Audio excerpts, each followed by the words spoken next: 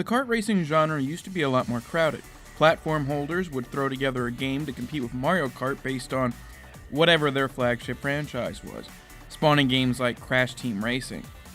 But these days, there's a lot less competition in the space, and it can often feel like if you don't have Nintendo's latest console, you're not getting a good kart racing experience. I've already shown off one other modern kart racing type game on this channel, Blur, but that's not really a traditional kart racer. Today's game, however, absolutely is. Sonic and All-Stars Racing Transformed meets, and in some cases exceeds, just about every expectation that Mario Kart has set for the genre since its SNES incarnation.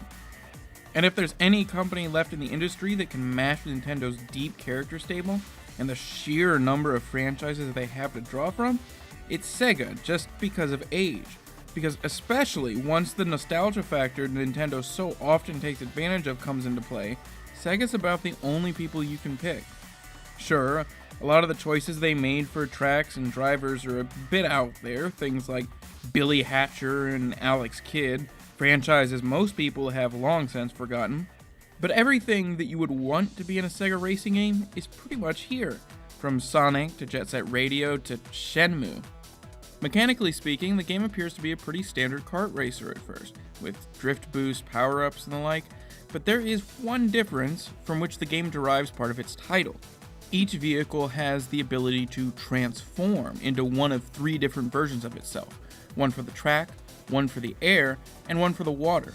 Now, driving the boat isn't all that different from driving on land, and there isn't much to flying beyond dodging obstacles, but they add variety, and that's key for a game like this. Because the problem I inevitably have with so many racing games, whether it's a kart racer with power-ups and speed boosts, or a hardcore simulation where any mistake can mean the end of the race, I get tired of doing the same thing over and over again on tracks that end up blurring together. But here, just like in the best racers, I never had that feeling. There was always a new driver I could experiment with, tweaking their individual characteristics. The tracks were highly varied, and the campaign mode has you doing much more than just racing on them, with a bunch of different modes so the tracks don't get tiresome as they inevitably repeat through the rather lengthy process of getting through all the game's single-player content.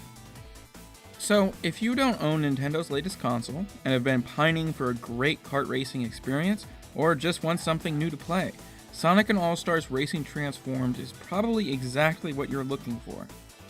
This footage that I've been using is from the PC version, but it performs quite well on the 360 and PS3 as well. There's even a decent Vita version if you want to go portable. This game provides everything you want or need from a kart racer, whether it's a good campaign, split-screen multiplayer, or online play.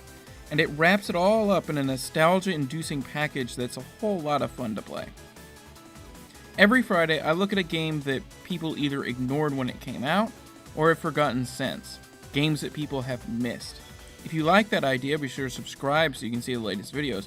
If you like this video in particular, be sure to hit that like button. And if you have an idea for a future video, be sure to leave a comment below. Thanks for watching.